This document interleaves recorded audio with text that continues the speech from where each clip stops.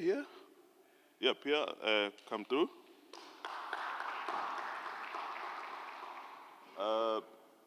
And then, yeah, I think it will just be the three of us, right?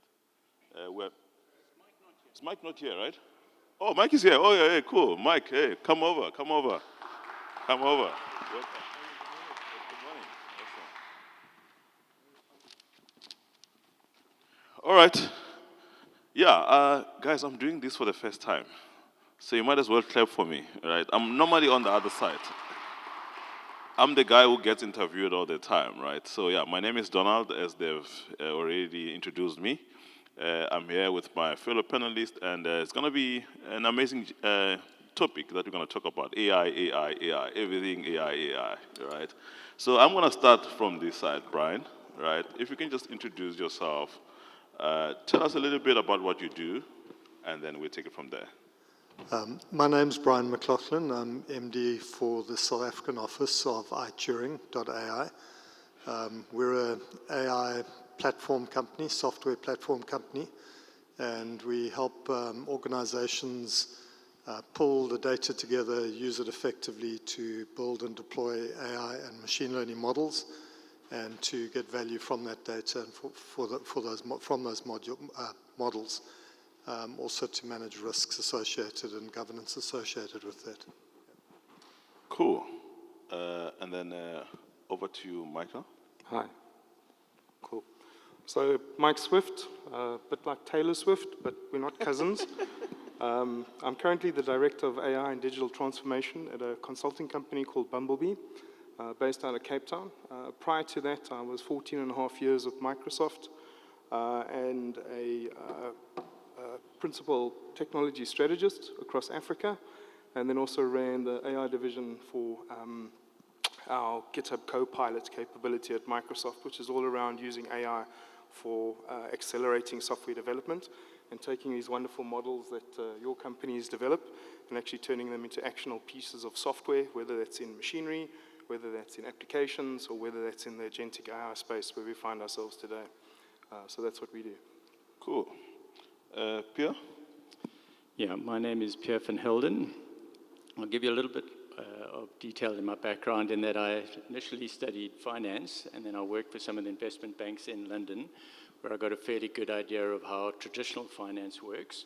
For the last few years, I've been working in DeFi. So I currently run an organization called 5 West, which is an FSP that has focused on building products and services, as well as smart contracts in the blockchain space. I know this talk is primarily about disruptive technology. I'm going to focus primarily on blockchain. And I know when people mention the word blockchain, they immediately think of cryptocurrencies and speculation. But that's not why I'm passionate about this space. I'm passionate about the space because of the autonomy that blockchain can provide to businesses and users to transact more freely without the use of traditional institutions or government enforcement. And I hope on this panel, as part of what we're going to discuss in disruptive technology, I'll be able to give you some good examples of how that works. I think we're going to start there, right? So I think, like a lot of people, when they hear crypto, blockchain, they're like, what is this? Is this a scam? So, Donald, I'm not here. I know it's a commodities conference, but I'm not here to sell you Bitcoin as the new digital gold. So that's a common question that occurs with new technologies. And even if you think back to when the internet first started, it was often perceived as something that was just used for sharing pornography. So blockchain is at its inception point, and it has been used for nefarious means, mainly because innovation will always precede regulation. To a large extent, the regulation is catching up, but it's still got some ways to go.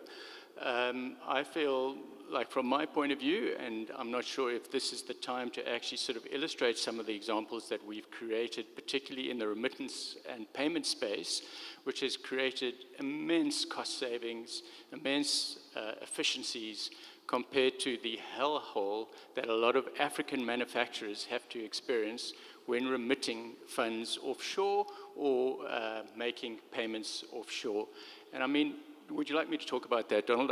I know you said, look, don't go into too much detail about the blockchain. There's other people who need to talk here as well. Look, you have a minute, so you can go for it. So let's just use a quick example. And if I use an example of a Kenyan manufacturer, and he needs to source materials, let's say, from Germany, it's often easier to understand new technology based on what you already know, which is the traditional banking system, which is made up of these closed payment ecosystems. So he would have to go to his bank in Kenya, let's just say the KCB or the Equity Bank, and he would have to ask for dollars or euros, because that's what he needs to pay. If he can get the dollars, which often isn't the case, he's in luck, but he would need to find, the bank, the Equity Bank, would need to, it's not going to hold liquidity in Europe, so it would have to find a corresponding bank that is prepared to go from KES to euros, which is fairly unlikely. So then the Kenyan bank would have to find a corresponding bank in the States, and you would first have to go KES dollars, and then it'd have to find another corresponding bank to go from dollars to euros. It would have to send those euros to Germany, where that payment would be made out using the SEPA banking platforms. Each time it goes to a corresponding bank, he's paying anything from $20 to $50. That whole transaction ends up costing him about 8%. Then you compare doing that same transaction if that supplier in Europe was holding a crypto wallet. If he was prepared to accept EuroC, which is a regulated stablecoin in Europe, the transaction would involve just a single step. The Kenyan manufacturer, he would convert his KES to a US dollar stablecoin.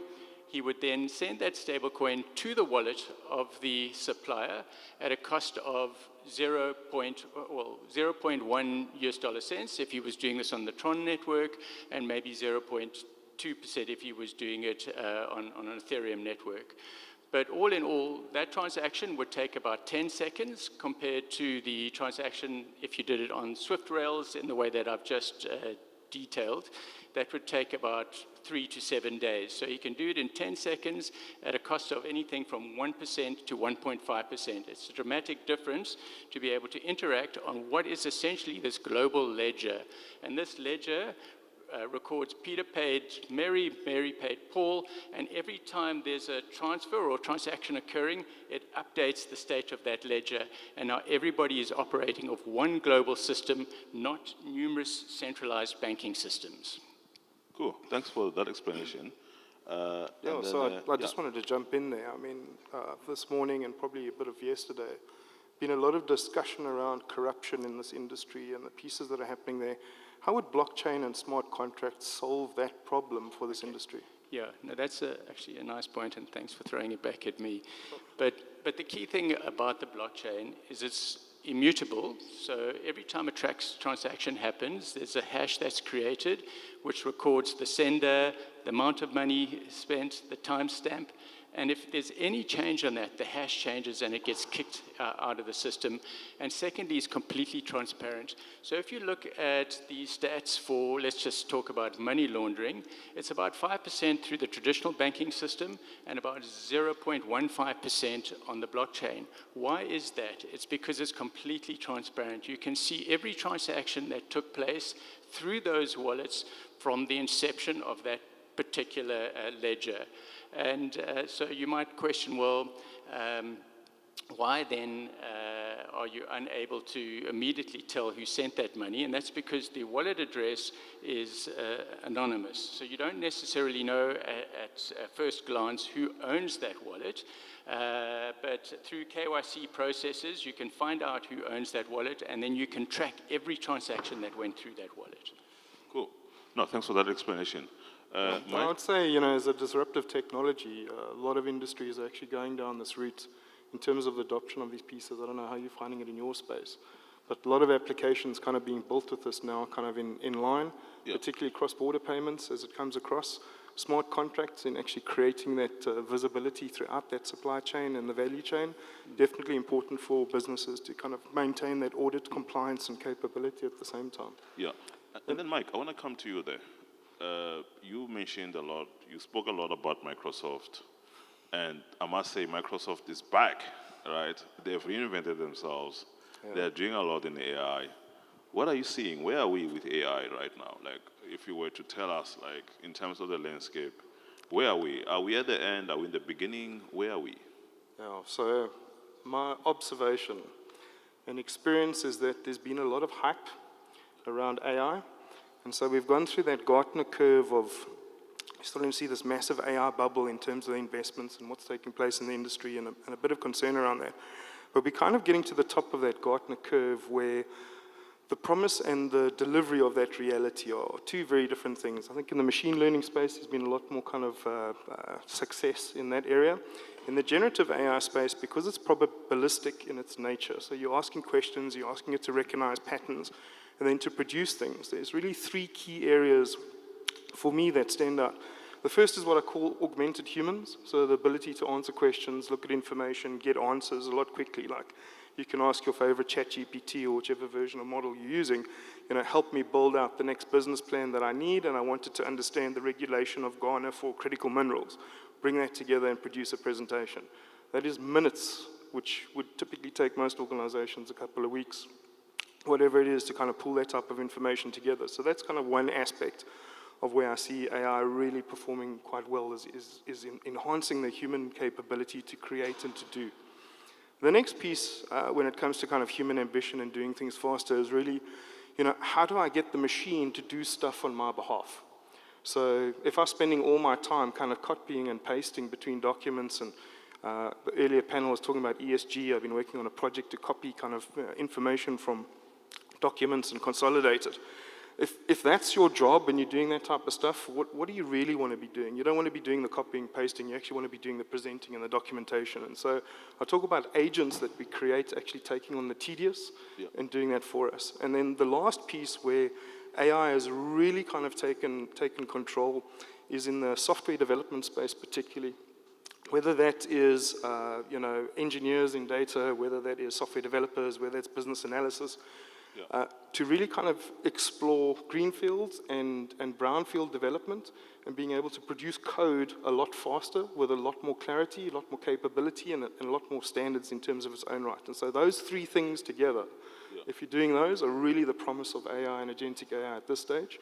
And as it kind of takes over, I mean, my first year of running GitHub Copilot, we did 10,000% growth across Africa. So it's significant in terms of its adoption curve, and it's not going away. These models are going to get better and better and better. And when you look at the new kind of infrastructures coming through with quantum computing and kind of photo CPUs, that's really starting to kind of move the compute power to a level that essentially will exceed all of humanity in the next couple of years. Yeah.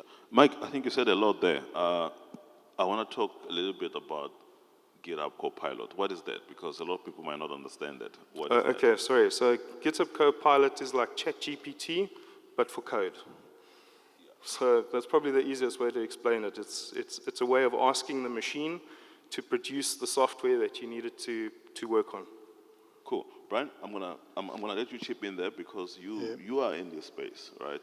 You have a company that is really into AI, working with the banks, working with the insurance companies. What are you seeing there?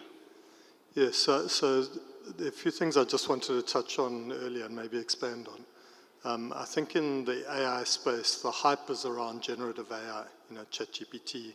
That's 95% of the hype. It's probably 95% of my headache as well. To be honest, 95% of the use cases and money and benefit is still in machine learning.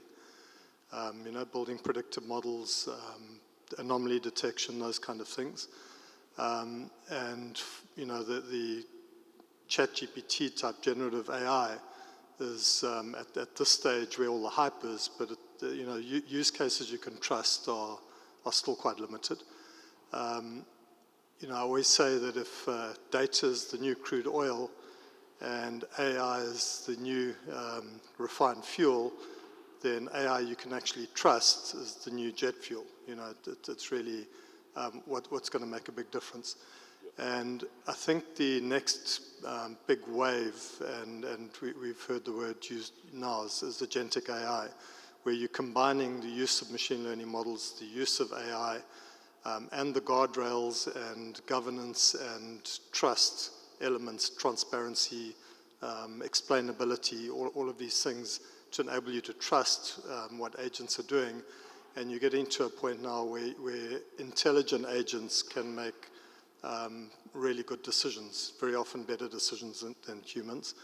And in the agentic AI world, I always say that if something requires a lot of knowledge, it requires a lot of intelligence, but it's repetitive, then that's certainly the type of task that should be automated using I say could very often should be used. You should be using agentic AI. You know, where we're using agentic AI, we're getting efficiency improvements and cost reductions north of 60, 70, 80%. I mean, it's extremely disruptive. It's really having massive business impacts. So, yeah. Are you guys growing the teams as well? Like, are your teams growing? Actually, I think this can go to all of you guys in terms of like, where in your companies, right? Are you guys looking for more people, or you're able to build more with less people at the moment?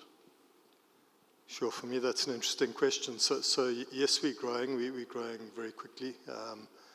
In South Africa, as a business, probably 200% a year. We're not happy with that. We wish it was much higher. You know, I think the 10,000 sounds better. Yeah. So you know, AI offering business value is really catching on, and just using data. You know, I often say, as humans, we try and simplify things. We try and get to 3 or 4 variables that we can deal with comfortably. But a machine can look at 20, 30,000 variables simultaneously and make sense of it. And I think that's where some of the power of using the data comes in and making better decisions using data. Yeah. And then, Mike, on your side, like, are you guys firing developers? Yeah, so I think skills development is always going to be a big one. If you think of where AI is today, it's really kind of, we're at the start. You asked me this question a little earlier, I didn't respond to it. We're at the start of this evolution of humanity, making the machine part of our everyday lives. And skills is always going to be an issue. So kind of, you know, skills retention, finding the right skills, outsourcing where you need to are going to be absolutely crucial. What you'll also find, and particularly in the commodity space where, you know, it's machinery, it's mining, it's pipelines, it's these type of things, that there'll be the application of AI in the things that you already own and have. So as an example, predictive maintenance on vehicles, predictive maintenance in mines, you'll start finding that that'll be built into the systems that we start using. And so kind of remaining current and remaining up to date are going to be the biggest challenges in terms of technical debt and taking advantage of the new AI pieces as you kind of upgrade and move into the space. What will really be important is these data models that you've got over the top. So if we're talking about kind of data being the new oil and we're trying to create the jet fuel, being able to consolidate those data silos across the environment. So you want to understand where all your mines are operating, you want to understand all your pipelines, all your logistic pieces, all your capabilities. So you can then ask the question, where would you recommend I improve my supply chain? Where would you recommend I improve my support processes? Where am I losing money throughout this process? And so AI has the ability to then kind of, you know, look across these data, make that inference, and then produce a result which is statistical probability of in the 90s. And then you as the SME can then make the decision, is this a good answer, is this not a good answer? So yes, we're growing. Yes, we're new in the space, but the foundations for AI are being laid by the top hyperscalers at the moment across the board. And then there's also, you know, an open source kind of community which wants to run on-prem still. So that kind of still takes place. But data important. I just want to bring it back into the blockchain kind of discussion as well, because, you know, as you're looking at this kind of like way of connecting all of this transactional process, you've also got the other pieces and silos that you're wanting to bring in from manufacturing and the other capabilities, and really being able to infer across all of that is going to become the secret sauce. I talk about the business of tomorrow is not about having the right answers, but it's about being able to being able to ask the right questions. And so your ability to prompt, your ability to question this data set and this information and this integration and all of these capabilities really becomes important when you're trying to pinpoint where the things are, if OpEx resilience is something that's important to you in terms of what you're doing. So really kind of that's how I see it. Yeah, and Pierre, would you agree, Pierre? I would want you to jump in here on also the data integrity. You know, when you talk about AI, there's a lot of things that, you know, there's a trust element. that we need to have in all of these things, right? And I would want you to touch on that, because I think when you look at blockchain, that side, you guys have done that very well, right? And what would be your comment on the AI space? Yeah, so Donald, that's a good point. AI is responsible for gathering and interpreting a fair amount of data. But what the blockchain does is it provides an alternative trust mechanism that is built on a distributed, shared ledger using algorithmic enforcement rather than government enforcement. So to bring it back to you as commodity brokers, what are commodities? They're really property rights.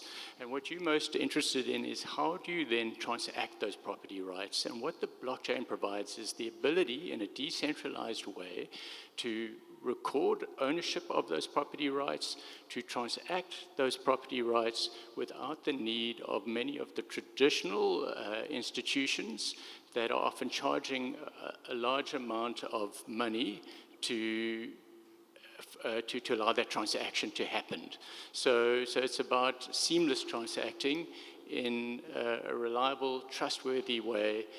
And that's really what the blockchain brings. It's not about changing the data, but through smart contracts, you can tokenize commodities. So here's an example where you can put your copper in a secure facility.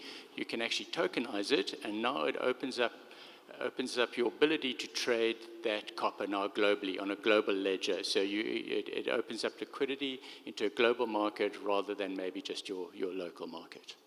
Cool. And then, coming back to Brian, well, for all of you guys, right? Like I think, when you speak of AI, right? Like there's multiple things that goes into it. Because remember, like ultimately, we wanna replicate what a human being can do, right? What is it that we think right now we have really done it so well, right? Where we think now AI can actually take over from human beings. What is it, right? And what would it take for AI to become that thing that can actually replace us? Because there's already a lot of people that are worried out there that are saying, if we don't regulate this thing early enough, we might perish, right? And then there's another group that says now AI is still far from being real. And yeah, I just want us to talk about that. Yeah, so I think we see a lot of tasks being replaced currently, not necessarily jobs. So, AI ultimately is a tool. There are many tasks that can be improved. Preventative maintenance is a very good example.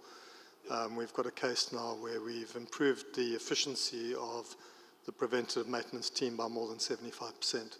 I mean, that's massive. Doing work that used to be done manually by call center agents, people reading agreements, trying to get the right person with the right part to the right place.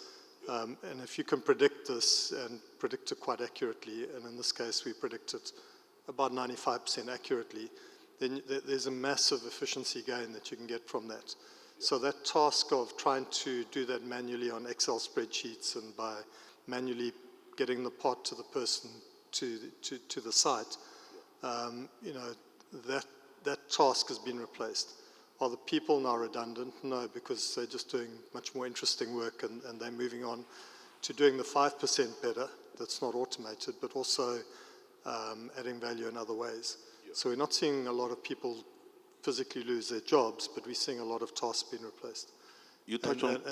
Sorry, just to say again, I think where intelligence and complexity is there, but the job is repetitive. Yeah. If you think of predictive maintenance, you're trying to do something the same over and over again. I think in that case, yeah. AI can really make a difference. Yeah. Customer service jobs, because, look, I mean, in the States, people are losing jobs in customer service, right? Are we starting to see that here, right? And again, it can go to all of you guys. Like, what are we seeing here in your space? Are we seeing...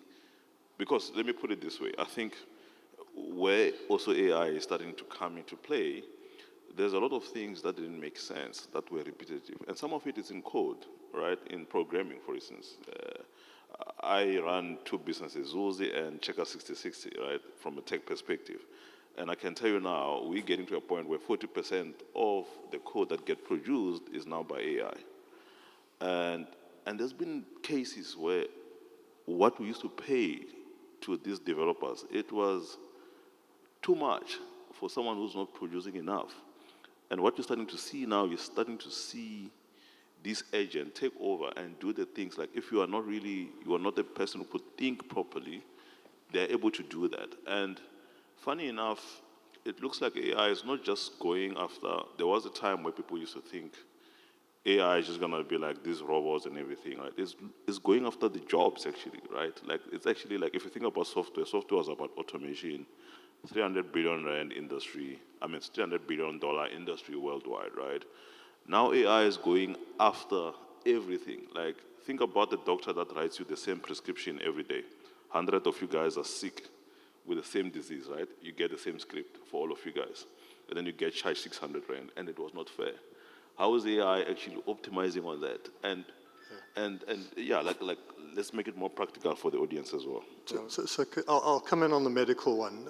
So medical diagnosis and treatment, there's an error rate currently of around about 20%. So it means 20% of the time either you misdiagnosed or you mistreated. And medical diagnosis lends itself to the agentic AI I spoke about because it requires knowledge, it requires intelligence, and it's repetitive. Does that mean we're never going to need doctors? No, it means that doctors will have a tool to help them do their job better. Of course, you still need an accountable person to make sure that the recommended diagnosis and the recommended treatment is correct. You know, if you predict that 95% accurately, I'm not taking my chance if the 5% is life-threatening. But it will mean that a doctor can see a lot more patients and give a much better diagnosis and a much more appropriate treatment much more often. And I think when you talk about doctors there, just to jump in as well, like Sequoia Capital, one of the biggest investors in all these tech companies, right? They've made a very big bet that a lot of GPs will disappear by 2030. Would you agree with that? Well, I think there's a shortage of GPs around the world, but I think GPs will be doing a much more effective job in a few years' time, And then Mike? Yeah, it's probably one of the most resilient industries at the moment because everyone can do with more healthcare. So what you'll probably find is that the efficiency gains from AI will actually help doctors diagnose more effectively at faster rates, which means they can see more patients, which means they can deal with a lot more people who have life-threatening illnesses or injuries or whatever the case is to do that. I mean, even in the kind of machine space, I mean, we're now seeing Da Vinci machines being used to do operations. So you might be a fantastic doctor and you injure your hand and now you can't operate.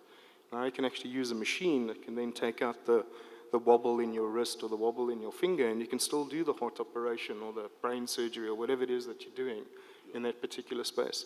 South Africa particularly lends itself towards that automation space, particularly in kind of areas that haven't been exposed to private healthcare. So in the public healthcare sector, massive backlogs in terms of what's being done, who's being used, how do you use ambulances, who has an appointment. I mean, it really lends itself quite effectively to being able to produce better productivity in that healthcare space and effective medical care to people that actually need it. What I will say about kind of jobs being replaced, the US is definitely going through its pieces. So I mean, Microsoft alone, 15,000 jobs in the last kind of like 4 or 5 months. So it's been an interesting one. We saw IBM doing the same thing. We're seeing a lot of the tech companies do that. But really what they're trying to do is then make sure that the creativity and the use of AI becomes the effective way of automating these processes and doing that. So if you've got 10 people doing 100 claims a day, and you can put in an agent that does 400 claims 24/7 without having to worry about it, you now need to figure out what are your people going to be doing differently, or are you going to take the OPEX saving and start doing the retrenchment process? And this is a very valid business conversation in terms of what is the trade-off between efficiency and humans in that particular space. What I will say, though, is that I haven't used my typewriter ever. And so the evolution that I talk about is the reality that humanity is going to be facing over the next 5 years in terms of where things are going. I mean, you just need to look at what Tesla robots are doing at the moment in terms of home automation and the ability to have kind of humanoid robots, working in your house, doing 3,500 tasks today, like make me a cup of coffee, make my bed, clean the house, do these type of things.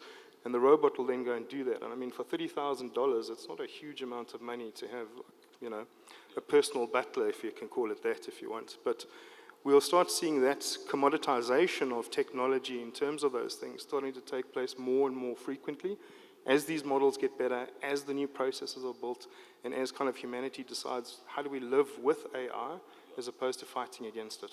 And I think that's the big piece we need to get through. I love that. Pierre, I think you must jump in there. Yeah, I was just going to make a point. I went to see my GP recently, and he said his biggest fear were patients coming through who had ChatGPT their symptoms before coming to see him. And he was generally so impressed. He was actually sort of worried about his own competence now in diagnosing these patients.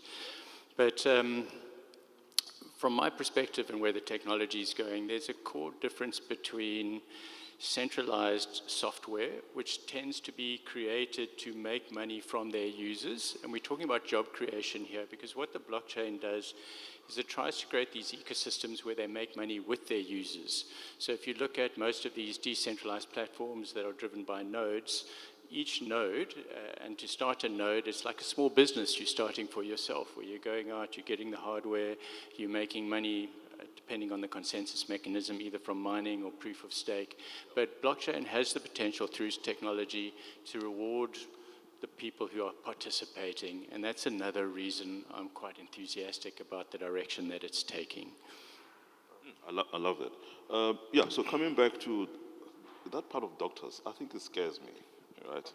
It scares me, and I feel like we're not talking enough about what's going to happen. Because remember, like a lot of things that we see outside the country, right? Like whatever that happens in the US is going to happen here.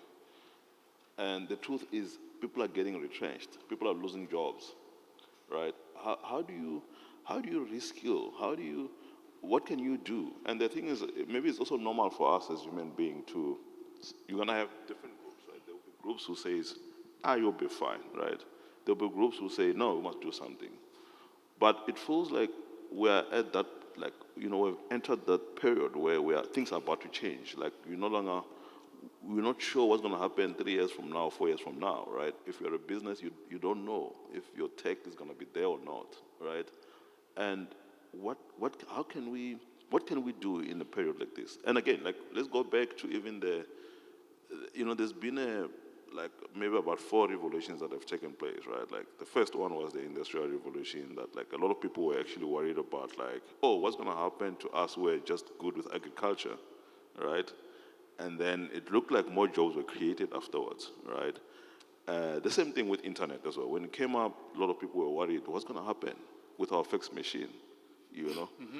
And it turns out that things were okay, right? Should we be worried now? Most especially as human beings, because right now, with all these robots, we're already seeing even people fighting wars. If you look at Russia and Ukraine, in the beginning, it was clear that Russia is just going to walk all over Ukraine, right? But then we started seeing people fight with drones, AI, like, you know, and things started shifting so quickly, right? And these are practical things that are happening. And I'm saying, like, are we going to experience it here in Africa as well, or we're not going to go through that? So I think there are jobs that are at risk. But I'll just make the point, I don't know much about your business, but I know that the Checkers 360 app has created a lot of jobs that didn't exist a few years ago. Yeah. You know, people delivering stuff. And I've got no doubts in a few years' time that will be replaced by drones. That already is in other countries. So I think any job that's, where people are expensive, there's a skill shortage and it's repetitive. You know, we for example, automate the entire process that a data scientist and a data engineer would follow. Typically, we automate about 50% of a data science team. But there's a huge shortage of data scientists around the world. So I don't think people who are having their jobs automated will necessarily be out of work. So I think there will be certain jobs where it's repetitive, even though it requires intelligence and is currently expensive. I mean, another example I'll give is conveyancing. It's a specialized job, but really a machine can do conveyancing much better than a conveyancer can do conveyancing. Yeah. And, if I was a conveyancer, I would be concerned about my margins right now. Yeah. because that job can be, probably 90% automated. So I think there will be specific job functions where, of course, there'll be, underwriters, insurance underwriters, for example, are losing their jobs, in droves in the US, because insurance underwriting, again, is a task requiring a lot of knowledge and skill, but it's repetitive. It's the same thing every time.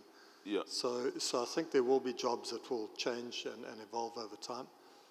But the whole time there are also new jobs being created. So Yeah, and then the other thing is, obviously, with AI right now, and this is the part where we also need to be very careful, because you see, like, for us, for instance, we write software, right? We write software for Checkers, we write software for Zulzi. We're good with tech, we do AI, right? And often, when there is this shift, you like to think you are safe, right? Like as a developer, as a data analyst, as an AI engineer, you think you are safe, right? And what we are starting to see, actually, AI is actually eating software in a big way. That's why Microsoft will tell you, all the companies, actually, it's now common that they are retrenching. And when it's like that, it also means, like, if you think about a doctor, right, who does not even store data anywhere, does not remember how many people came yesterday, they are writing stuff on a book, right? Are their jobs safe, actually, right? Because it looks like right now, so for instance, I'll give an example with, a lot of people used to think like people are going to lose jobs as manual laborers. Like, for instance, a guy who's doing the deliveries, right? And I recently listened to Elon Musk when he was talking about his human road company, and he was talking about how hard it is to create the hand of a human being, right? So, like, the guys who are doing the manual laborers, he was just saying, like, it's so difficult to replicate a human, like a hand like this that's holding a mic like this, bring it closer and like that. It's not so easy for a robot to do that. And he was saying we're still far from that. But then it almost feels like we're not talking enough about our jobs, because we like to think our jobs are safe, right? What will be your guys' comment on that? I also need to bring Pierre into this as well at some point. Oh, I mean, I would definitely say if you're in the information space and you're data in, data out, and extrapolation of that, you need to reskill, because those are the jobs that are going to be the most impacted sooner than the others, is where software and the machine takes over and can actually produce results at or better than the human doing that inferencing in their own right. Where I do find it interesting is where you're a subject matter expert in that field, and you can then actually validate the outputs of the AI in its own right to say, hey, you're 95% accurate, but these 3 points can actually make you 98% accurate, and I add that as the SME to it. And that goes back into the learning models and then kind of reiterates its pieces. For Africa specifically, I would say we're not at the level of industrialized countries. So we have a lot of kind of other systemic issues to deal with as well. Power was one of them that was raised, corruption in terms of where we are, access to the internet is another big one. We see, the movements of Elon Musk's company and Starlink starting to come through now in terms of connectivity for people.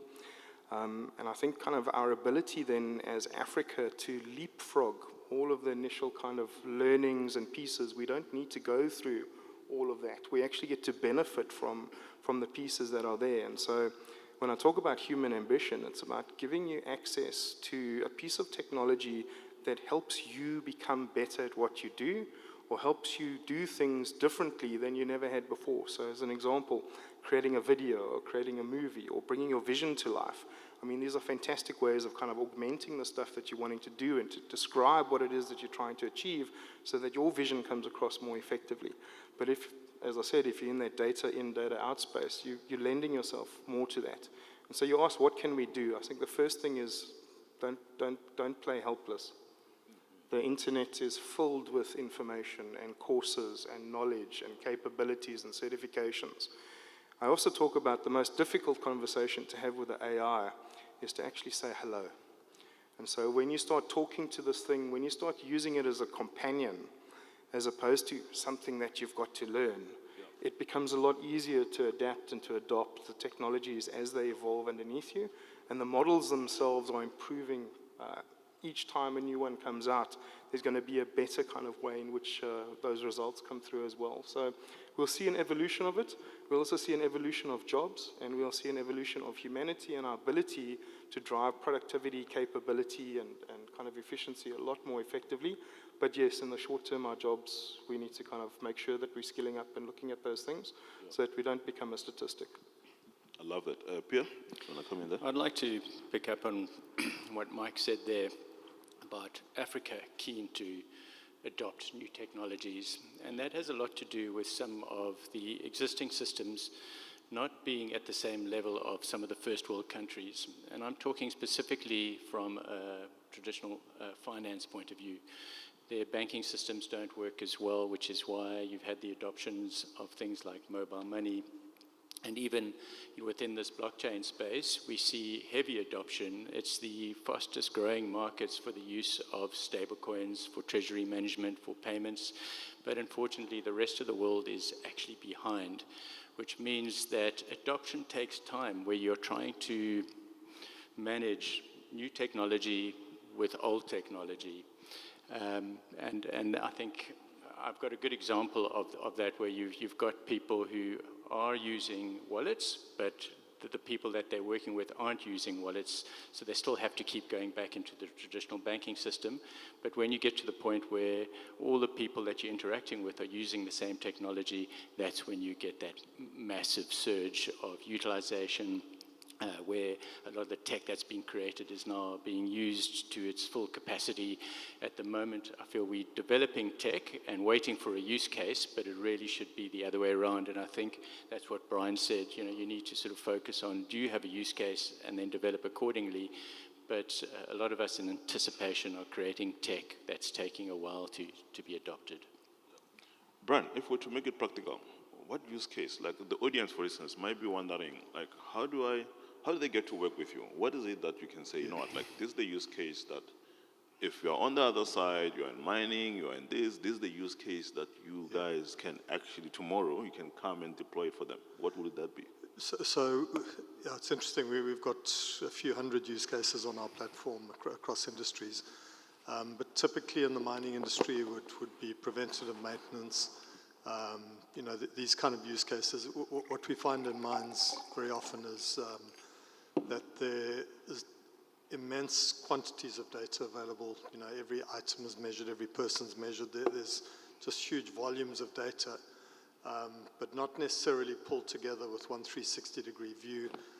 Very often not new features created. So, you might have a timestamp of a piece of work happening all the time, and that will be static data that you might have. But the real value comes in is that movement accelerating, decelerating? Is it changing with other factors like temperature or some other aspect or volume? When you can start combining these factors and creating new data from your existing data, I think that's the first step.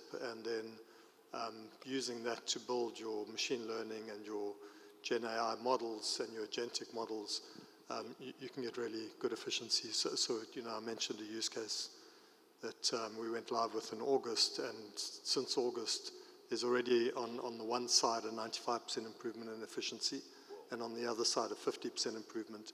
And this is preventative maintenance. This is predicting when machines are going to fail and pumps are going to fail, and then in anticipation of that, making sure that the right technician is in the area with the right parts in the area. And to even do preventive maintenance before the failure. So that's the kind of work that we're doing.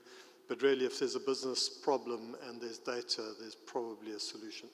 So in the finance world, we're doing a lot of work. For example, identifying dodgy transactions would be one.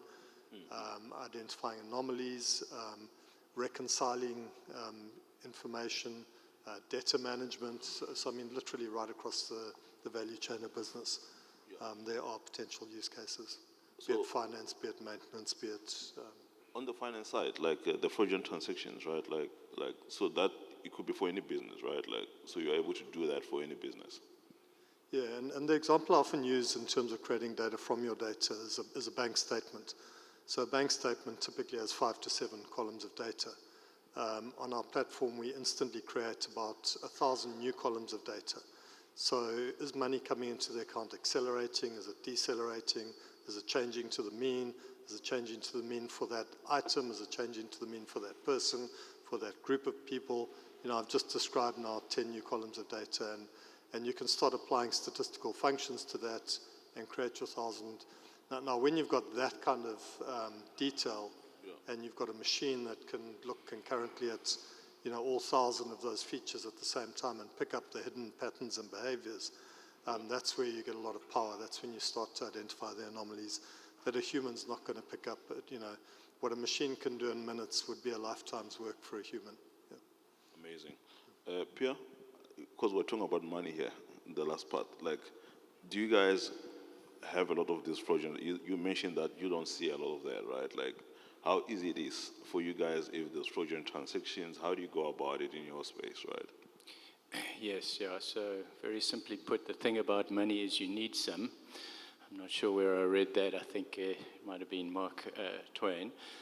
And the ability to transact with money, the quicker you can do transactions, the more it will grow the GDP of any country. So if you think of what the GDP is, it's really just an aggregation of all the transactions that unfolded in the economy.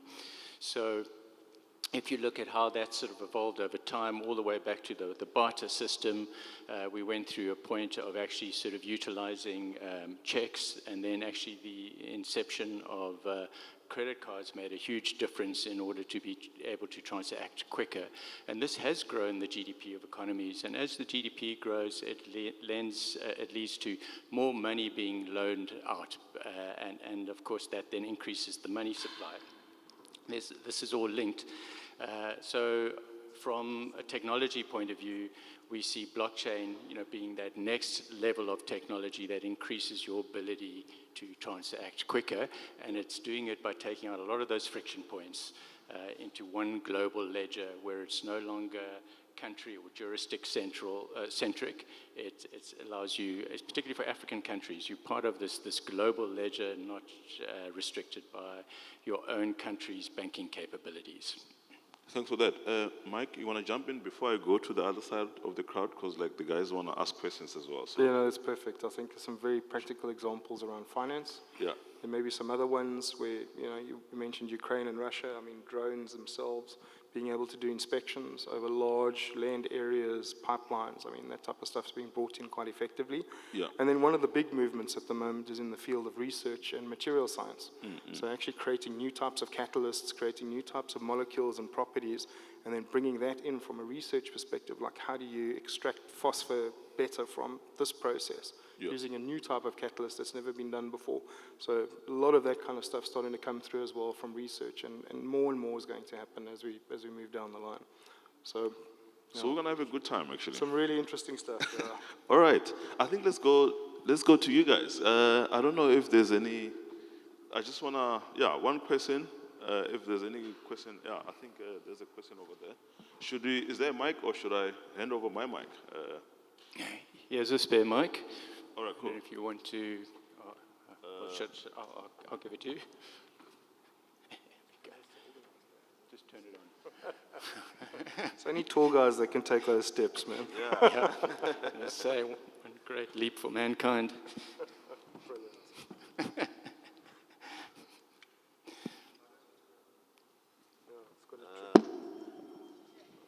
Hello? Yeah, okay. Yeah, perfect. I'm Gideon, nice to meet you guys. I'm actually a dental surgeon, believe it or not, seeing that you're speaking about the medical people this morning. Yes, as a dentist, I'll come to the commodities now. I think relationships is obviously where it's like with anything, you have to build a relationship with AI as well. So with our industry, you have to see how you can see more patients in a wiser way. So, but let's leave the dentistry there.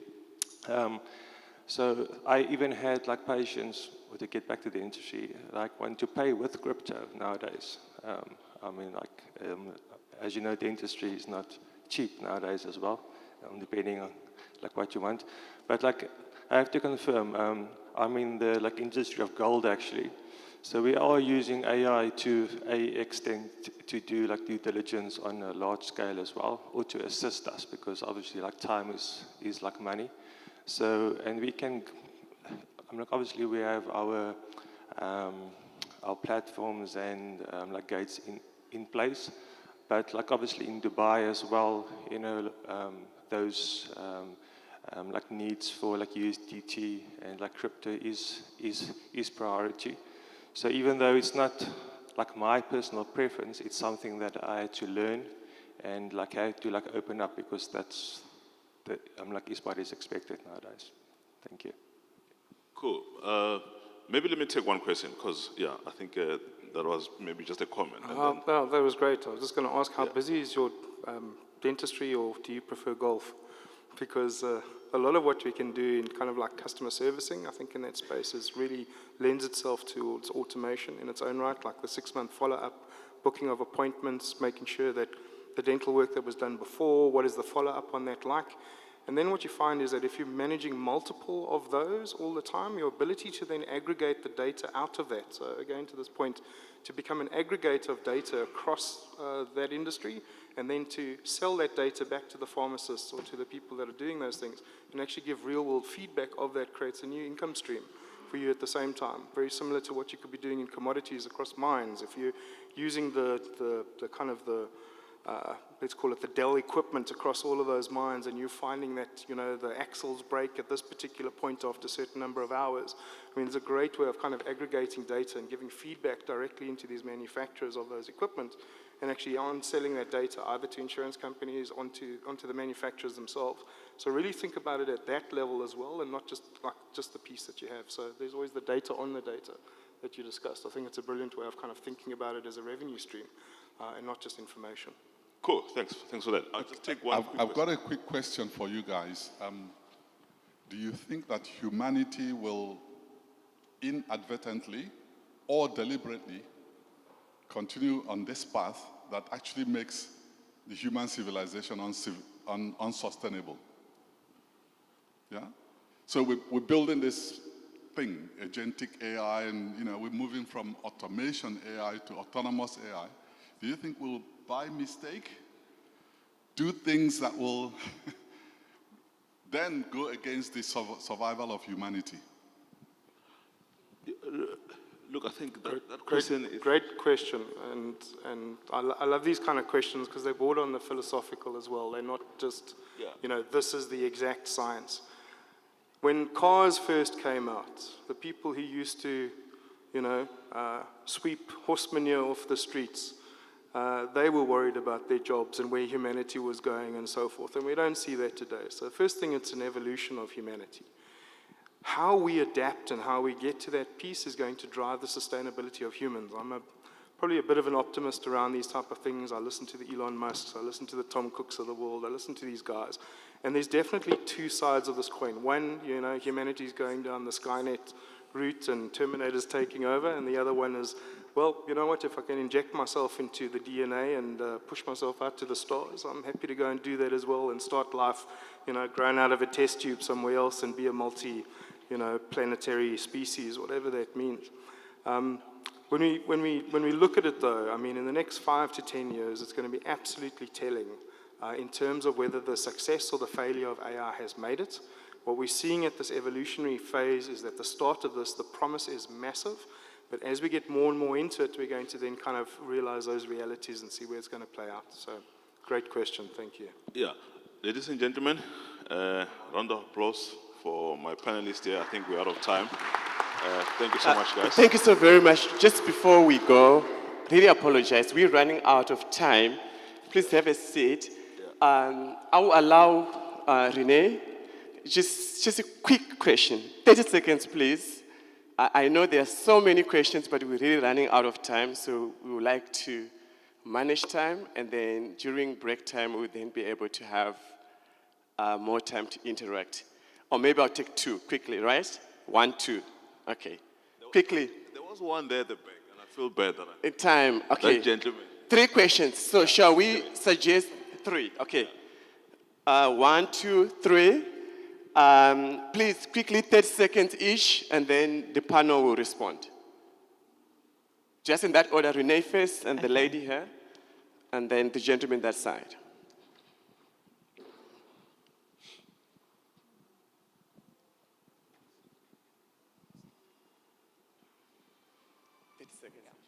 All right, just a quick thing. There's, AI, the Gen Zs or the Gen X's, there's this whole thing about how we process this. I'm learning that I've got to keep up with the Gen Zs, and in business it's absolutely awesome. But there are things that's compromising us in terms of our reserve bank, the cryptocurrency. There's issues there. Monies get blocked because they can't trace it back. Projects are being halted because of that. That's one of the issues. Our judicial systems. I mean, I spoke to an advocate not very long ago. One of the advocates actually won a case using AI. Obviously, what you put in, you get out. The only way they figured that it was AI was the annexures that was incorrect, that didn't line up with the argument. So, I mean, how do we also help our government, or is there anything that we can, with regard to our cryptos, is there any solutions coming up that can help us to move forward in business? Let me answer that. Can I suggest that we take all the questions and we just respond once, just to manage time? Can we just keep it short? Okay, so I wanted to bring this back to commodities mining. So as we look at the automation, AI, and blockchain, what do you think are the new value opportunities that are accessible that we need to take advantage of, so at least as a continent we can try and catch up? Thank you. The last question, 30 seconds, please. Thanks very much. I think mine is more in line with the philosophical question that was raised earlier on. Shouldn't we move from the mindset of replacement to that of companionship? That is, this AI and robotics are there to actually aid human beings to actually do the job. So almost like your guide dog, as in the case of blind people, AI and this robotics being able to assist me to do the job. If I have a back pain, I can still do a job of a miner because this particular robotics is helping me out. And if we have that kind of concept where AI becomes a companion to make me faster, or in some instances aid me in doing my job, shouldn't we just change that kind of obsession with creating miniature human beings that operate on their own? Thanks. I love that question, but I guess it is doing it that now, right? Like when you go in ChatGPT, it can do your job, right? So it can do it up until it asks itself, why am I doing this for you, right? Because the AI as well will get to a point where, but why am I always working hard? You are just sitting there and lazing around, and that's the danger. But anyway, my panelists, I think let's go. I'll answer the first question, and then I'll hand over. So I think the regulators, different regulators are much more advanced than others. We have regulators reaching out to us quite regularly. And just to say that right at the moment we're in discussions with 4 different central banks around Africa. They're well aware of the opportunities, they're well aware of the frustrations, the people we're dealing with, and they are looking to use these kind of technologies. So I think in Africa we really have a great opportunity to leapfrog some of the traditional technologies. Yeah. Any comments? I absolutely agreed. So I think the commodities question I really enjoyed, because one of the things that I always talk about is a framework in which you kind of look at AI. So the first one is it going to help me make money? Is it going to help me save money? Because then we're creating working capital and we can start reinvesting with those pieces. The third one is, does this make me look good? Am I the first in the industry to do this thing? Is this like going something that's going to make my brand recognition awesome? And then the fourth one is feel good, which is really around culture. We also spoke about ESG. That's how does that brand actually appear in public in terms of what it's doing? And if you have that as a matrix, those 4, make money, save money, look good, feel good, great way of kind of applying a use case into that and assessing, is it actually going to be appropriate for the type of thing that you want to do, and how do you then prioritize those particular pieces? To the government conversation, this is absolutely crucial, because what we're finding is that a lot of the bureaucracy that's caught up in the way in which we do things, like license plates and going to court for a speeding fine and those kind of things. That really takes up a lot of time and effort and money. We have a lot of civil servants that maybe don't have the capability that they need in order to automate those processes. And so a lot of those bureaucratic processes lend themselves towards automation so that our civil servant capability can do more with the same or more with less, if needs be, and kind of bring those bills down. And then to the gentleman around the software discussion, what I talk about these days is not so much software engineers that use AI, but AI engineers that understand software. And that's where we're moving towards. So it's about more engineers producing more capability for our customers faster. And that's where I would take it. Thank you. Actually, there's more engineers now in the world than we had like last year. No, it's about That number is 170 doubling all million. the time. Like anyone can be an engineer now, right? Okay. Yeah. I'll keep my answer fairly succinct, and just to answer Sandy's question in terms of the benefit to this commodity space. And really, it's a shift on how you manage property rights. The blockchain is a system of property rights, and what it's going to allow you to do is to move those commodities for far less and far quicker using a trust mechanism that does not rely on traditional institutions or government enforcement. So there's the benefit. You're going to be able to transact for far less and far quicker. All right, in closing, I wanted to make it real for you guys, right? So there's something we have built that is actually taking over the hotels, right? So like if you think about it, when you go to a hotel, you have to call, right, a landline. So I just want to make it more practical to understand that when we say AI is here, what do we mean by that, right? So I just want to do a quick call. Hi, how are you? Hi there, I'm the booking assistant for Taj Cape Town. I'm here to help you book a room. Can we get started? What dates would you like to check in and check out? I want to come in today and leave on Monday. Great, so you want to check in today, November 19th, and check out on Monday, November 24th. Can you tell me how many adults will be staying? It will be 2 adults. Thanks. Will any children be staying with you? No, there won't be any children. And what's around the Taj Hotel? Is there anything interesting there? Thanks. No children, just 2 adults. About Taj Cape Town. It's in the city center. There are cool places nearby like museums, shops, cafes, and historical sites such as Company's Garden and Long Street. Would you like me to tell you about the rooms available for your dates? Yeah, go ahead and do that.